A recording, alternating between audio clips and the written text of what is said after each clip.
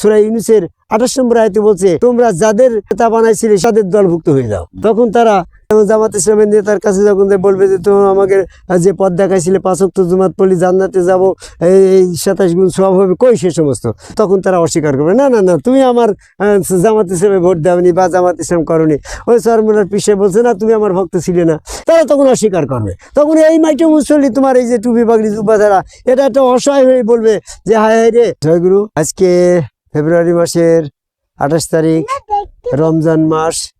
এই রমজান মাসে আমরা দাঁড়িয়ে আছি চুয়াডাঙ্গা জেলার আলমডাঙ্গা উপজেলার বেলগাছি ইউনিয়ন কাশীপুরের মাঠ। আমাদের সাথে আছে কাশীপুরের উসমান ডাক্তার সাহেব, ওনার গুরু তাহিরুদার খলিল হুজুর, ওনার গুরু আমাদের চিস্তিয়া তরিকার একজন কামেল অলি মুজাহার সিলসিলায়। ওনার সাথে পেয়ে আমি অত্যন্ত ভালো লাগার একটা বিষয় আসছে।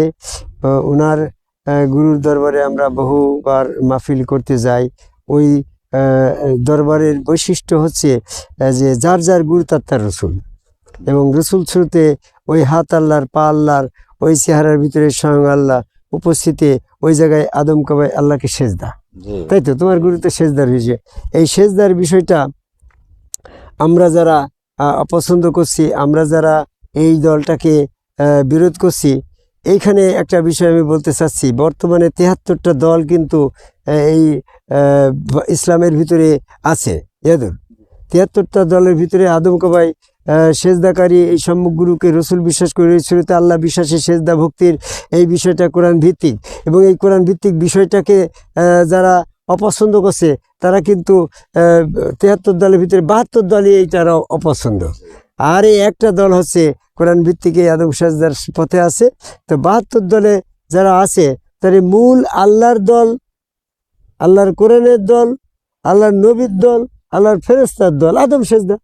এই সেজদার সাথে যারা বিরোধিতা করছে তারা হচ্ছে এরকম কাফেরে গণ্য হয়ে যাচ্ছে, তারা শিরক করছে। তাদের সাথে ওই 72 দলের নেতাদেরকে, তারা তাদের এই 72 দলের নেতার কথা মোতাবেক চলছে এবং আদম সেজদার থেকে বিরত থাকছে। তারা এই আদম সেজদার থেকে বিরত থাকার জন্য তাদেরকে এটা বলছে যে তোমরা এটা করলে শিরক হয়ে যাবে। শিরকের ভয় দেখিয়ে তারা এই তাদের দলে নিয়ে যাচ্ছে। বর্তমানে জামাত ইসলাম একটা দল, চরমুনার, ফুরফুরা, মানিকগঞ্জ, আটশি, হিজবুত তাহের, হেফাজত ইসলাম, কাদিয়ানি, টুপি পাগড়ি জুব্বা ধারা, আরও যে সমস্ত আছে এই মোল্লা মুসল্লি, এরা সমস্ত মাদ্রাসাপন্থী, এরা যে কোনোভাবেই হোক এই আমাদের চিস্তিয়া কাদরিয়া আদম কাবায় সেজদার এই দল থেকে মানুষকে বিরত রাখছে। তারা এই সমস্ত বলছে যে এটা শিরক। আসলে এইটা থেকে বিরত রাখার অজুহাত তারা দিচ্ছে শিরক বলে। আমি বলি যে আল্লাহ যেখানে হুকুম করলো, আল্লাহ কি শিরকের হুকুম করে নাকি? তাহলে এই পথ থেকে বিরত রাখাটাই হচ্ছে শিরকের পথ। এই যারা শিরক করবে তাদের বিষয়ে কোরআনে আসছে যে শিরক সবচেয়ে বড় জুলুম। আল্লাহ শিরক করলে তার কর্মফল বিনষ্ট হয়ে যাবে। যারা আদম কাবায় সেজদা না করে আল্লাহর বিরুদ্ধে চলে যাচ্ছে, আল্লাহর হুকুমের সাথে শিরক করছে, তাদের কর্মফল বিনষ্ট হয়ে যাবে। সূরা জুমার 65 নম্বর আয়াত। এবং শিরক সবচেয়ে বড় জুলুম সূরা লুকমানের 13 নম্বর আয়াত। আল্লাহ বলছে তোমাদের ঈমানকে জুলুম দ্বারা কলুষিত করো না, সূরা আনামের 82 নম্বর আয়াত। আর শিরকের অপরাধ আল্লাহ কখনোই ক্ষমা করবে না, সূরা নেসার 48 নম্বর আয়াত। তাহলে শিরক থেকে আমাদেরকে বাঁচতে হবে, বুঝতে হবে, জানতে হবে যে আল্লাহ কোন কোন বিষয়ে শিরক বলল। তোমরা যেটা বলছো যে আদম কবে আল্লাহকে সেজদা করা শিরক, এটা শিরক নয়, এই জন্য যে এটা আল্লাহর হুকুম। আর এটা যদি শিরক হইতো তো ইবলিসকে যখন প্রশ্ন করা হলে তুমি সেজদা করলে না কেন, তখন তো সে বলতো যে ওটা শিরকের জন্য আমি করি নাই। শিরকের কথা না বলাই তো প্রমাণ করে এটা শিরক নয়। ইয়াদুল ডাক্তার সাহেব, ইবলিসকে যখন প্রশ্ন করা হলে তুমি সেজদা থেকে আদম সেজদা থেকে বিরত থাকলে কেন, সে যখন প্রশ্ন করতো, যদি বলতো যে এটা শিরকের জন্য আমি করছি না, সে যখন এটা বলে নাই, তাতেই তো প্রমাণ করে যে এটা শিরক ছিল না। শিরক না থাকার কারণ কি? ওই রূপটা আল্লাহর সুরত, ওই রূপের ভিতরে স্বয়ং আল্লাহ, ওখানে আল্লাহ পাকের প্রতিনিধি, খেলাফত, ওখানে আল্লাহর হুকুম। এই 3-4টি কথার মধ্যে যারা ছিল তারাই কিন্তু ওখানে সেজদা করছিল ফেরেশতারা। আর এই 3-4টি কথা যারা অস্বীকার করছে, তারা নিজের ইচ্ছার মধ্যে দাঁড়িয়ে যখন নিজের ইচ্ছাকে প্রভু বলেছে, তারাই কিন্তু শিরক গণ্য হয়ে গেছে। এই সেরেকের দল যারা আছে, বর্তমান জামাত ইসলাম চরমোনা ফুরফুরা মানিকগঞ্জ আট্টুস হিজবুত তাহরীরদের কথা মতন তুমি এই আদম সেজদাকারীর এই দল থেকে পরিত্যাগ করে বাইরে চলে যাচ্ছ। মৃত্যুর পরে যখন সবাইকে জমায়েত করা হবে ইয়াদুল, তাহলে সূরা ইউনূসের 28 নম্বর আয়াতে বলছে সেদিন আল্লাহ ঘোষণা করবে তোমরা যাদের সেরেকের দলে ছিলে, যাদেরকে নেতা বানাইছিলে, সেই নেতা আর অনুসারে তোমরা সেরেক করছিলে, তাদের দলভুক্ত হয়ে যাও।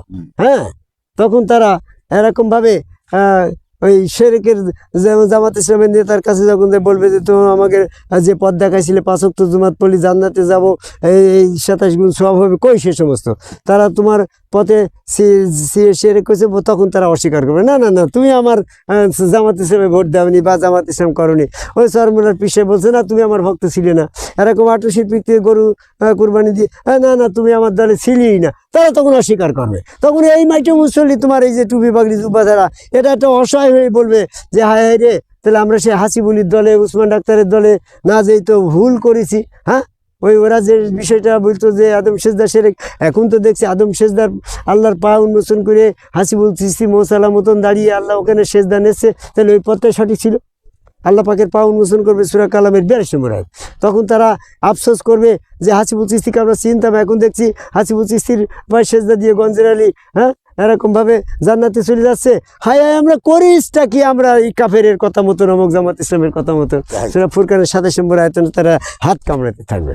তাহলে আমি বলি সকলকে সমবেত করা হবে সেই দিনে, তোমরা যাদের কথা মতন আদম সেজদার থেকে বিরত রেখে সেরেকের দলে আসো, কাফেরের দলে আসো, সেরেকের দল কাফেরের দল পরিত্যাগ করে আদম কবে সেজদাকারী একজন সম্পর্ক রসুলের কাছে বায়াত গ্রহণ করে কোরআন ভিত্তিক ওখানে আদম সেজদা আল্লাহর পছন্দ, নবীর পছন্দ, ফেরেস্তার পছন্দ, ওই সেজদা করে তোমার মুমিনত্ব লাভ করে সেদিন মৃত্যুর পরে শাস্তির থেকে রেহাই পেয়ে তোমাকে এদিকে ইবলিসের এদিকে তোমার এই জগতে ইবলিস তোমার শত্রু, আর ইবলিসের ভয়তে আদম সেজদা না করলে ওই জগতে তোমার ফেরেশতার আবার শাস্তি দিচ্ছে।